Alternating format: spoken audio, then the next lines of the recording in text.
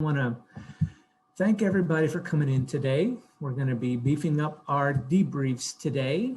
And first thing I want to do is start off with a common definition of a debrief. So let me get us moved over to that slide. All right, get things positioned so I can read. So the first thing I want to talk about with you are what are debriefs. So for the purposes of this discussion today, I'm looking at debriefs as a way to get the bullet up. There it is.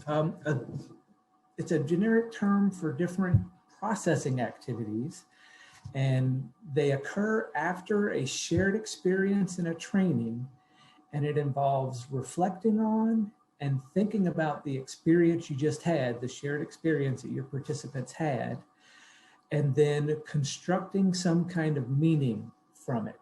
So you may have heard of debriefs, AKAs, also known as, in these other terms I'm about to share with you. You might have heard of them as considered metacognition, which is the term for thinking about thinking. You might have heard them called thinking routines.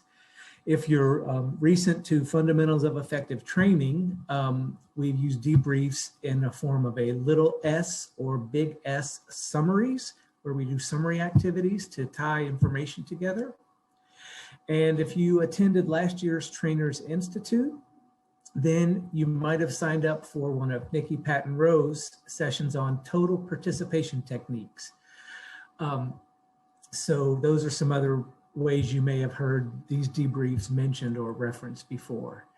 And the purpose of them, or what's really good about them, is that they promote this deep learning and support the transfer of learning. So engaging in these kinds of activities after you've had a shared experience provides really great extra encounters with the content that wires that information deep into the brain to help in retention, help the knowledge stay in there a long time, and then it greatly increases the likelihood that you will be able to have transfer of learning from your training session that goes back to the workplace.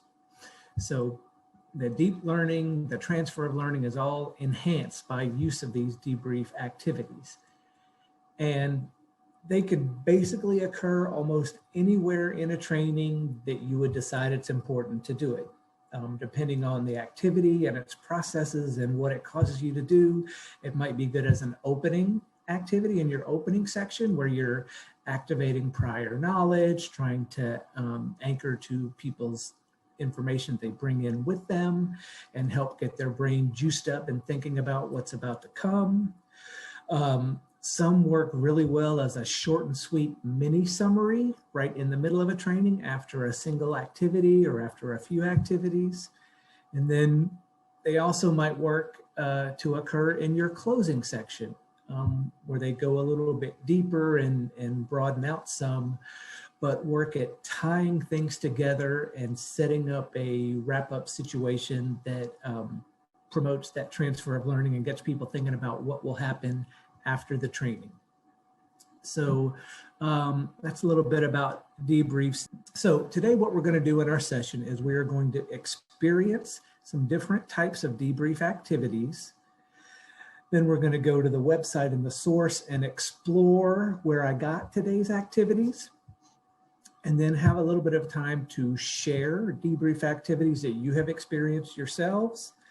And then towards the back end, we're going to do some thinking about and planning of how we might use debriefs in our own trainings. So that's kind of what's going to be happening today. So our first activity is going to involve watching a video. And then as you're watching the video, I want you to think about these three questions. Number one, what do you see happening here? Then number two, what makes you say that, which is also the title of this activity, what makes you say that? And then number three, how could it be done differently? So the video is about 3 minutes long. And so what's going to happen is I'll put the video up and I'll play it. You can go ahead and start jotting some notes down. But then after the video is over, I'm going to give you 3 full minutes to look at your notes and add to it, tighten them up, put some more things with it. This video features some training coaches you might recognize, but it is a video for a disorganized trainer that we use in Fundamentals of Effective Training. All right, so there's the video. You know everyone must get their 15 hours to be compliant, but no buts. First you were sick, then your mother-in-law came in town, then your car broke down. Be at this address, 8 a.m. sharp. Nothing better prevent you from taking this training.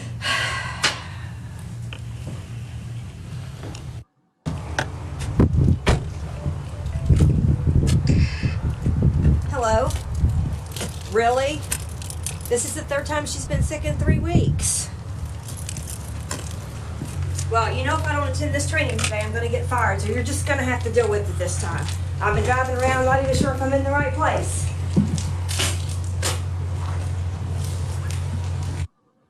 Seriously, doesn't even look like there's a training going on in here. Where is it? I can't find it anywhere. These directions are so unclear. Can't believe it, on a Saturday, here I am looking for this training. Where is it? Nobody can tell me. Ugh. Oh, finally, I think I found it. Are you kidding me? Of all days when I need my cell phone, it just gets better and better.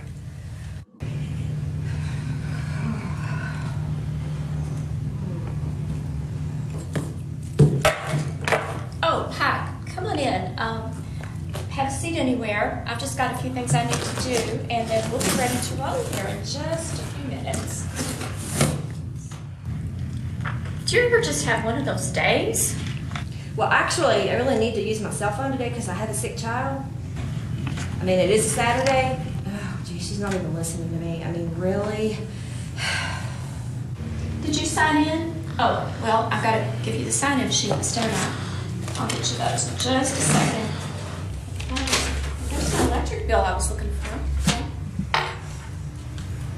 Did I leave my tris sheets on the kitchen table? I guess for today then, since I don't have my tris sheets here, I will just give you a piece of blank paper and you just write your information on the paper. Do you happen to have an ink pen? I do. Okay, just write your information. I'm usually so organized, it's just that people get into my things and mess it up, and then that's why I can't find things. And how long have you been a trainer? This is actually my 3rd training. Oh, I see. So do you need any help? Can I lay out your name badges for you or anything? Name badges? No, I don't have any of those. I mean, you all know who you are, right? I've got to do something with these tables. I'm not sure what I want to do.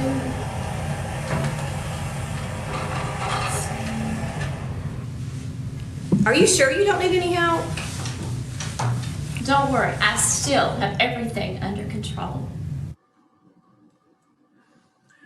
Okay, let's have a round of applause for our FET players there, training coach players. They did a fantastic job there with that performance.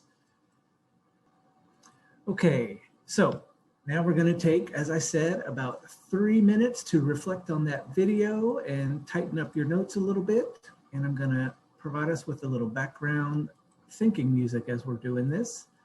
So here we go. We're going to start our 3-minute clock right now.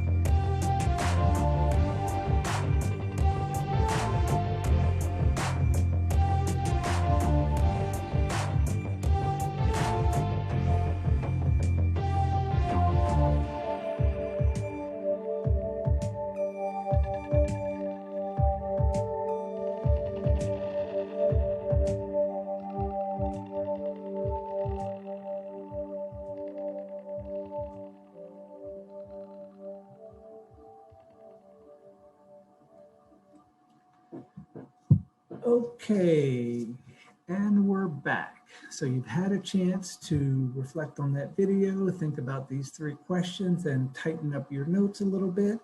So we're going to take about 10 minutes. You'll be in groups of 5 for 10 minutes in these breakout rooms and discuss them in your small groups. And when we come back to the big room, we're going to share some of our reactions and takeaways from that discussion that you had in your breakout rooms. So Bethany, are you ready to send them away to their breakout rooms? Yes, it's going to be slightly just a few more than 5 per room though. So okay, sounds good. Thank you, ma'am. I didn't want people to get hung up on that, but otherwise I'm sending people out. All righty, thanks.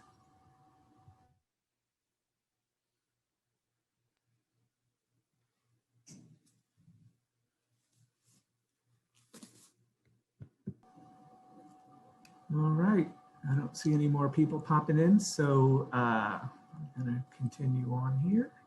Resume our slideshow.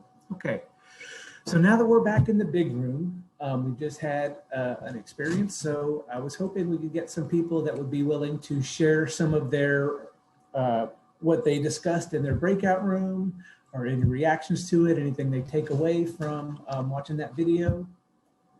I'll open the floor for volunteers. I'll start. Our breakout room really decided that there were weaknesses on all 3 levels, from the director, the participant, or the person being trained, and then on the trainer. And the trainer was probably the most obvious to us, but we thought that even the director set the caregiver up for failure, and then the caregiver set herself up for failure because of lack of preparation and lack of scheduling. But one of the easy things that maybe could have been done is if the director had made it more of an event, a training event with other team members participating in it. So it wasn't just that one trainer having to go by herself, have the training on site or go in partners or with a group. Okay, thanks, Kathy. So 3 different levels of breakdown shortcomings appearing there. And then some suggestions to make it better. Thanks. Anyone else have something different or contrary or interesting to share? Hans, Rita put in the chat, she was in our room, but she put in the chat that her final thought was that when you go to a training, you want to feel like you are being trained by a professional. And then also when you are a trainer, you want to feel like a professional. And by addressing all of those issues that are in the video ahead of time, then you would be more successful as a professional. Right. That's an interesting overlay to think of, being professional and feeling like you're being treated professionally.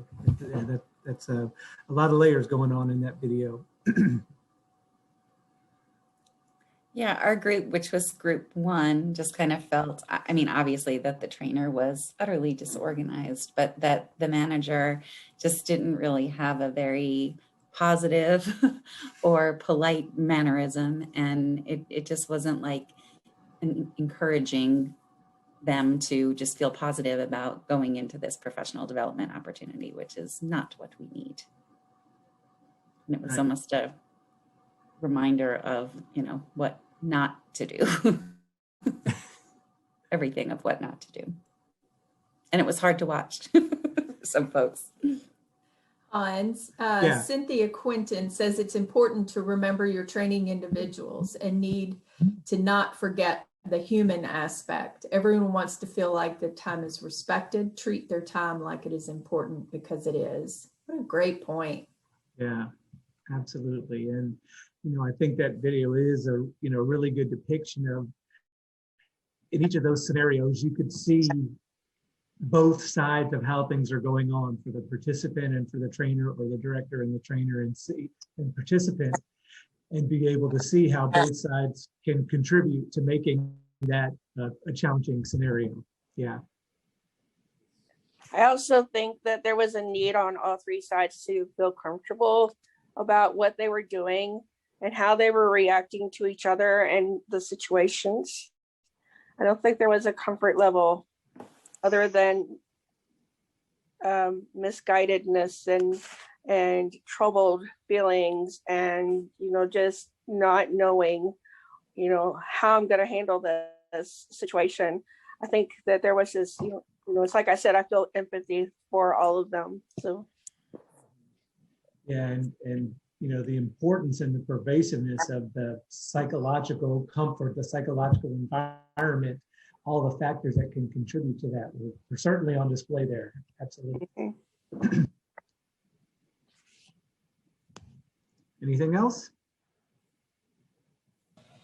I love how she asked, how long have you been training, or how many trainings have you done? And as a trainer, that's always the question that I dreaded most, because I thought, oh, am I not coming off professional? Do I not look like I know what I'm doing? So for her to be brave enough to say, this is my third training, probably set a different type of environment as well. Right, and it's something to the honesty level too, what that can contribute. So yeah, absolutely. Hans, although we all agree that this was the worst case scenario of a trainer, but sometimes things do happen beyond our control, even when we're dotting all the I's and crossing all the T's. And she was being offered assistance, but she refused that. And I think sometimes we can let our pride get in the way when, it bite off our nose to spite our face. So I think she should have accepted that help, and maybe that would have helped both of them to kind of relax some. Yeah, absolutely. A moment like that being placed there and taking an opportunity could really transform the energy of a training situation and help things move for the better. Yeah, that's a really good point. We're going to engage in debriefing the debrief. So we're going to melt your brains a little bit with some of this layered thinking. So it was a combination of two different debriefing activities that were involved there. So there was the initial question with the video that had three questions that what makes you say that? What's going on here? What makes you say that? And what could be done better? And then that was addressed on an individual level, where you watched the video, thought about it, and made your notes on the paper. And then you paired up with others in a small group. Not paired up, you were fived up, sixed up, whatever that was. So, but it was essentially a pairing situation where you shared in a small group environment about those questions. And then we came back and shared in a large group. We did a whole group share layer to that activity. So looking at all those things, what different types of thinking did we engage and involve at throughout those routines? Think of the first two questions with the video, where it asked you what is happening and what makes you say that. Are those two the same types of thinking processes?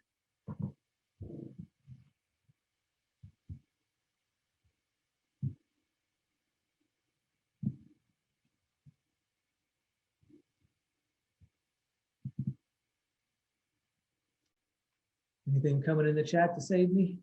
I did ask a yes/no question, so that doesn't leave much for an open-ended response. So Connie Turner says individual, small group, and large group. Mm-hmm. And Rebecca shares, where am I and what's going on? Yeah, exactly. Those are those. Definitely a part of it there. Ms. Brummel shares understanding and analyzing. Understanding and analyzing, right. The analyzing piece, what do you see happening here? What's going on? There's that layer of question. And then to step back and say, what is it that makes you say that? Why do you think that? So you've got a what and a why firing into your brain and engaging with the content in that video. Mm-hmm.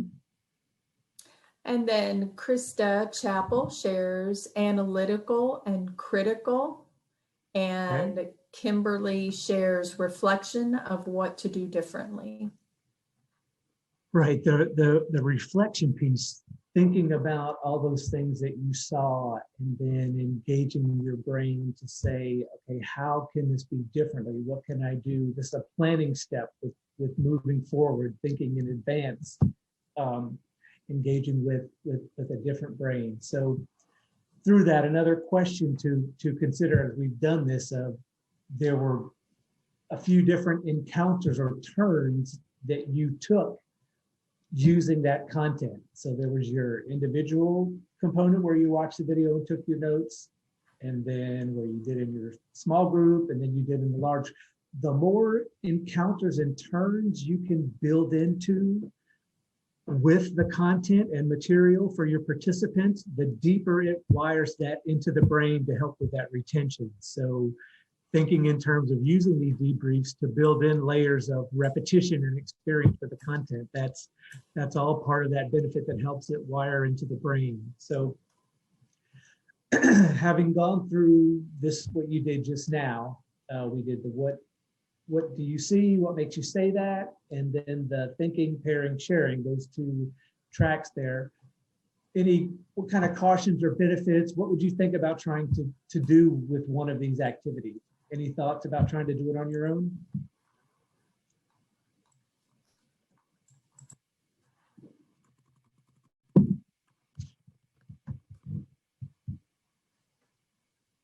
Anybody think they'll do it on their own?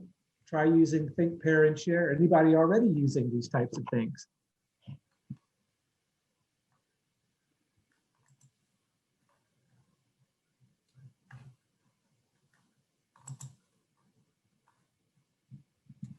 I've tried using the think, pair, share before, and some, debriefing questions to help people figure out like the meaning of maybe an article or another piece of text. Sometimes I use videos, but I've never, like until today, I wasn't exposed to those questions. So for me, Hans, my answer is yeah, I'll probably use it this week in a training. I'm just going to go back and make those changes because I think it's a great way to get people to think more critically about what they're hearing and receiving. And like you said, to just engage them in a process of reflection so the learning is a little bit deeper and not just surface level. Right. Thank you, Jessica. I think it's also good to see what people connect with. So, doing that pair and share is a great way to do that. Yep.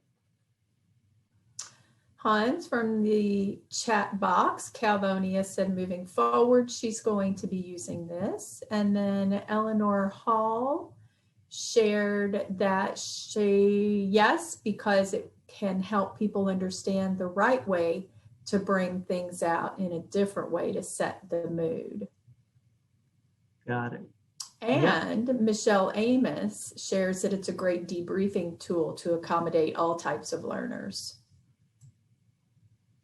Right, so you had the opportunity to write and think on your own, and to verbalize it with others in a small group, and then verbalize it if you were so brave with the whole group. So it allows for lots of different access points for people. Yeah, excellent.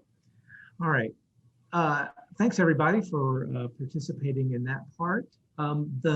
Those two activities that we did came from, if you hear it early enough, you'll remember this link from before, the Thinking Routines Toolbox at the Project Zero, which is located in Harvard. So what I'd like to do is take you to that web page so that you can see what comes with it if you could go to this incredible resource. So, all right. So is everybody able to see? Can I get some nods? Are you seeing Project Zero Thinking Routine? And the link should be appearing in the chat if any of you want to get that dropped in your own tab. So what they've done is they've taken these debrief, they call them core thinking routines, and they divided them up into sections based on the type of thinking that it requires of you to do. So they have a section of core thinking routines, and then possibilities and analogies, and all these different groupings. And then you can use these filters to pull them up by content area, and then by ideal, disposition, or competence. They've really made this a very useful tool here. And if we scroll down the page here, you'll see they've got them all as links here, so you can open them up and go see exactly how you do that. So here's a core thinking routine. What makes you say that? That was the first thing we did. So if you click on this, it takes you to this what makes you say that page. And then you can scroll down and you have two options to get the instructions for this. You can get them in English or in Spanish on this one. And so if you click on that, you get this great page that provides you with the title of the activity, some quick intro questions, and then it goes through purpose, application. Let's see if I can make this a little bit bigger for everyone. Application, when and where can I use it, how to launch it, to get it started. And then again, some information out the bottom for where it comes from. So this is a really amazing resource that can really support you as a trainer. And all right, so let me get back to, all right, so there's a what makes you say that page. And now we're back on the thinking routines page. So some of I noticed when I was looking at the site, some of these activities appear in two different sections. That might be in digging deeper into ideas and also in introducing and exploring, depending on as I said, the levels of thinking. Some of them involve more than one type of thinking process. So Hans, yes. we have a question in the chat box from Connie Turner. And she says that all of her courses are online. Do you have any suggestions on how to implement this online? Aha. So we're implementing some of them online right now. I know, Connie, do you mean, are yours on demand, independent study type stuff, or are they live webinar events? Yeah, they're self-paced. Okay, self-paced. So that's a really great question. I think I'm going to crowdsource this one out to others and say, let's think about what we just did with the watch the video. What makes you say that? I could see where all of that could be done in writing and submitted, correct? In an on-demand situation. Anybody have any reflections on what we've done, how that might work in an on-demand setting? Christine wonders if you could use a discussion board for that. Okay. Yeah, that would be a way to have comments from lots of different people in a public place for people to share and comment and respond to each other. Yeah.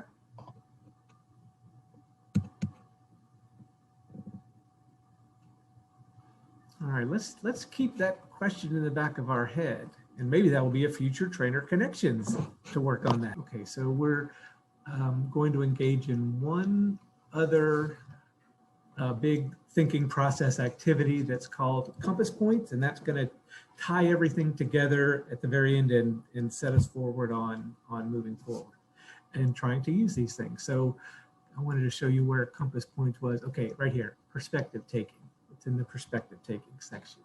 Okay, I wanted to take some time now before we get into our final wrap-up activity and get some more direct feedback from the audience. So there was a registration survey in which one of the questions you answered was, what kinds of debrief activities are you doing out in your world? So one that came back that a couple of people had mentioned was triangle, circle, square. And Holly Ackerman, are you in the room? Yes, sir. All right, you're on. Tell us about triangle, circle, square, if you would. All right, sure. So I am an early childhood education consultant for KET. And so as part of that, I'm just like most of you all, I call us early childhood educators great thieves. And what I mean by that is we take great ideas and then we either put our own tweaks on it or whatever to be able to utilize it. So Triangle, Circle, Square is one that came out of this last round of the Ready to Learn grant. There's a whole series of educator-focused trainings that we have been doing. And so this is kind of a debrief activity that's been used as part of that.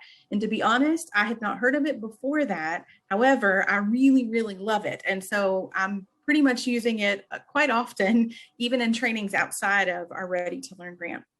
So the premise is the first part is the triangle. So that the participants are going to be jotting down 3 points that they want to take away from that training. So whatever, it can be anything. Usually we do this at the end, but 3 points that they want to take away from the end or take away from the particular training. A lot of times we will do this too as a think, pair, share. So we kind of meld this together. We give them time to do this triangle, circle, square activity, discuss it at the table, and then have people share out about each one of the 3. So the circle, of course, is going to be what questions do you have that are still circling in your mind? We know that as trainings, we're not, and as trainers, we don't have all the answers. And it may spark an idea or a question that they want to look into for something else. The last one, I really like this one too. What squares you're thinking? And the reason behind that is again, you want to validate the knowledge and the education or whatever and experience that your participants are coming in with. And so all of what you've presented may not be completely new content for them. I know as being coming from KET and talking about using media in the classroom, a lot of times we get some information that maybe that we present that people kind of thought that they knew, but they weren't quite sure. But then when we reiterated that idea, that solidified that in their mind, that really honed in on something that they kind of thought might be true or whatever the case may be, but that really was something that squared their thinking, something that we're like, okay, I thought I was on the right track, but now I know I'm on the right track. So like I said, it's just a really fun activity that I enjoy doing. I've enjoyed doing it. I knew that as a participant, had I been on the other end of that, it really would have, again, kind of like Hans was talking about earlier, just give me an additional time to think over the content that's being presented. And then, like I said, we usually will pair this with a think, pair, share. So we're doing it all as together. But I just like how it kind of hones in on and really hones in on what was being discussed for that training. Well, thanks so much, Holly. Calvonia, you were the other one who reported this one in the survey. Do you have anything to add to that or a different way you guys use that one? I have a couple of things to add. I have used this in face-to-face, but have never used it online. So okay. I did just search for some additional ideas. And one is, instead of having them write their answers, which could have been a way that they would respond, is to encourage each person to share their feedback using an image or a GIF. So that would be a good idea with something online. And also there, as you are beginning to wrap it up, you want to make it more, instead of just the one person thinking about themselves and what they got out of it and what they're going to do moving forward, you can challenge everyone to turn their circles into a square by pointing out the resources that are available. All right, well, thank you so much, Calvonia, for jumping on the internet and getting us some extra online stuff for that. I appreciate that. All right, Christine, can you take about 30 seconds and give us your aha moment, one-word summary talk? Yeah, I just returned from a conference last week, and at the close of many of our sessions, they would have you take a piece of paper kind of after the debrief, and they would have you challenge you to find one word that was like your greatest takeaway and what your kind of aha moment was. And then they would just have us write our word. And then at the count of 3, everybody, put your camera on and then put up your word. Oh, that would be without a virtual background though, because it doesn't really show, right? So sorry about that. But yeah, so then everybody would hold up their word. And I liked that idea because it kind of forces you to what is your one action item that you really took away from this? And then from the trainer side of it, you could scan the screen or scan the audience and know what resonated with people, what really sunk in. So I liked that activity. And what I did have up on my board, but you can't really see it, is Hans, in our group earlier today, someone made a comment about how they liked your music, and for the thinking music for our little activity that you did brought us through. So like if that was me, you know, wanting to remember to use music and incorporate music in my next training, that, you know, I could have used that as my word. So if you have a piece of paper, it's just so easy. And they even took group shots of the whole gallery. I'm over my 30 seconds, but there you go. All right. Thank you, Christine. I really appreciate that. Yeah, mix of the low tech and the high tech. Absolutely. That's great.